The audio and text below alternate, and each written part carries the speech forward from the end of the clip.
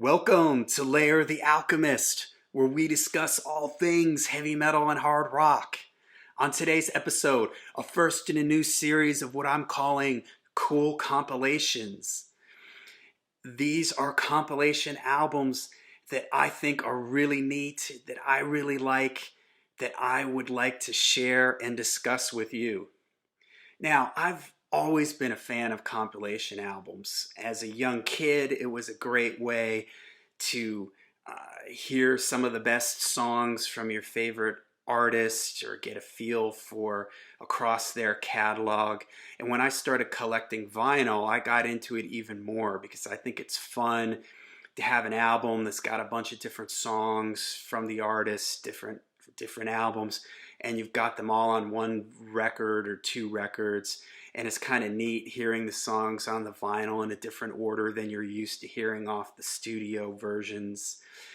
And sometimes they have cool cover artwork, and especially when they have maybe some songs that are unreleased or hard to find or a slightly different version of a song or something like that. So the first one that I've picked for today is from 1971. It's Pink Floyd's Relics, subtitled A Bizarre Collection of Antiques and Curios, which I think is a good, the title and the subtitle is, I think, good for this album because that's really kind of what this album is. What I love about this compilation is that it contains a bunch of different things. It's got some singles, some B-sides on it. It's got some album tracks, and it even has an unreleased number on it, at least unreleased at the time when this came out. Since then, Pink Floyd has put out a massive box set basically collecting everything. But at this time, this was a really unique thing for me as a Pink Floyd fan, and it really felt like almost like a brand new Pink Floyd record because a lot of these songs I had never heard before. The record label put this out as they often do with compilations and greatest hits as sort of like a stopgap measure. Floyd had already released Atom Heart Mother. They were getting ready to go into the studio for Metal, and the record label felt like there was too much time between Atom Heart Mother and when Metal was going to get finished, so they decided to release this. But like I said, what's great about this is that there's a lot of unreleased or new-ish stuff on it, and I'll explain what that means. So there's 5 previously available songs on this, and those songs all came from the first 2 albums, Piper at the Gates of Dawn, Saucer Full of Secrets, and the album More, although at this point they had already had 5 albums out. From before this, the previously released songs were taken from those.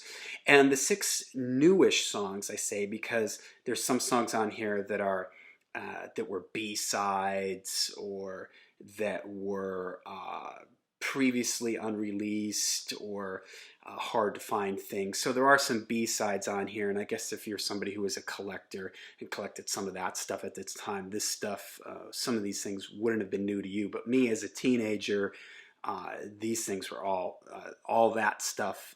These 6 newish songs were all new to me.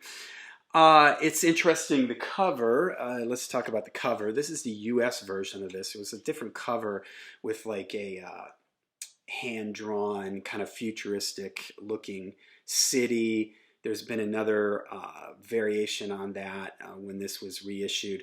But when this came out in the 70s, there was this cover in the US and the one with the hand-drawn futuristic city.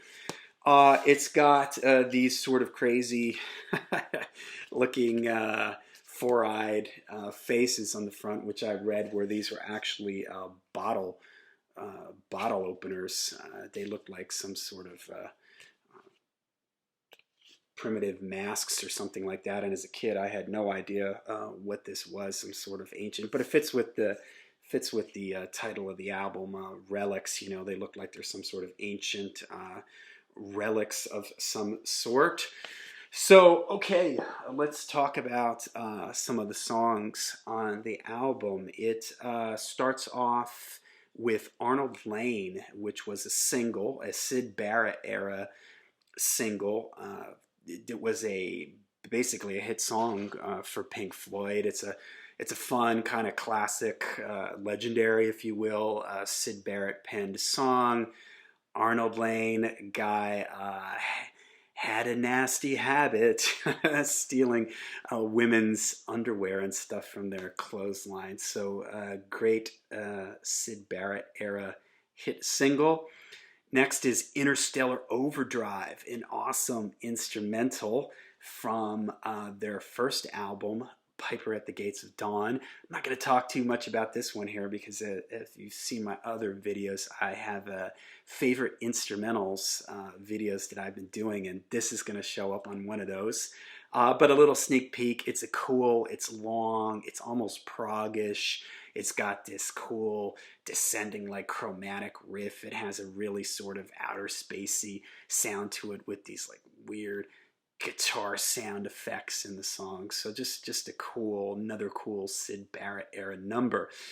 See Emily Play was another Barrett era single. Very melodic kind of radio thing that kind of feels, it feels like, if you're familiar with the Piper at the Gates of Dawn and those Barrett era songs, this fits right in there also. Remember a Day was from Saucerful of Secrets. It's a Rick Wright song with him on vocals. Starts off really kind of dark and sinister with this like minor key sounding guitar riff, and then goes into kind of this drum pattern. It's got some really nice, where it breaks down and there's some really nice acoustic piano playing in it. Paint Box was a B-side of the Apples and Oranges single. It's surprising they didn't put that on here. That's a kind of a rare Pink Floyd song. Another Rick Wright composition with him on vocals again. A cool song. Julia Dream was a B-side, and interestingly, it is the first David Gilmour vocal on a Pink Floyd song, the first one that he recorded with Pink Floyd. Careful with That Axe, Eugene, this was a single, a B-side of a single, but it had appeared as a live version on Umaguma. So this was kind of the first, and I remember I had already had Umaguma, and it's a really long version on Umaguma. And hearing it on here as a studio version, I thought was really cool because I kind of like the live version a little bit better because it has a little bit more atmosphere to it, but this is still really cool and neat to hear it here as a studio version. Cirrus Minor, it starts off with, this is from the More album, and the More album was a soundtrack to a movie.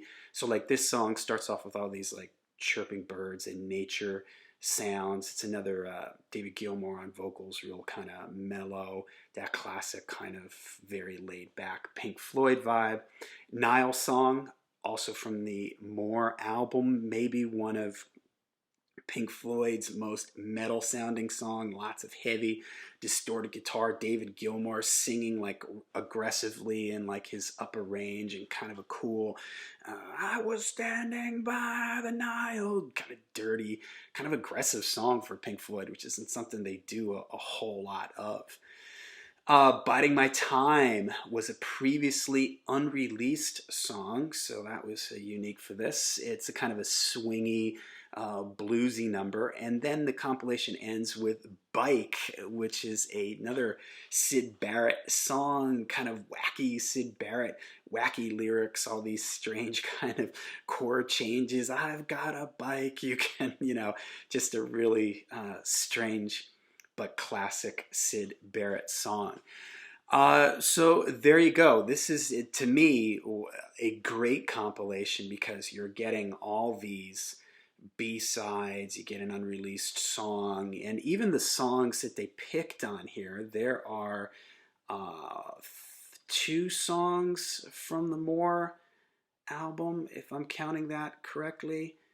Yeah, I think so. Two songs from the More album, which was an album that was hard for me to find when I was a teenager. It was, I don't know, it was just maybe just not available in my area. So when I got this album, in fact, when I first got this, I didn't even really realize it was a compilation because so much of this was new to me. Really, the only thing that I recognized on this was the stuff from Piper at the Gates of Dawn, Interstellar Overdrive, and Bike. So this was like a brand new, this was like a new unheard Pink Floyd album for me. So to me, that's what makes this a really cool compilation. It's one that I play quite often because of the rare and unreleased stuff on it. So, all right, so there you go. My first pick for a cool compilation, Pink Floyd's Relics, a collection of antiques, a bizarre collection of antiques and curios from 1971. So let me know what you think of this compilation. If you've heard this compilation, let me know about some other compilation albums that you really like. I have a bunch of other ones in mind. Some of them don't have anything unreleased on them, but they're still fun anyways. This one checks all the boxes for me. Cool, unique cover, rare stuff, and all that. So let me know what you think. Let me know some compilation albums that you like. Make sure you hit like and subscribe. And until we see you again, stay heavy, stay metal.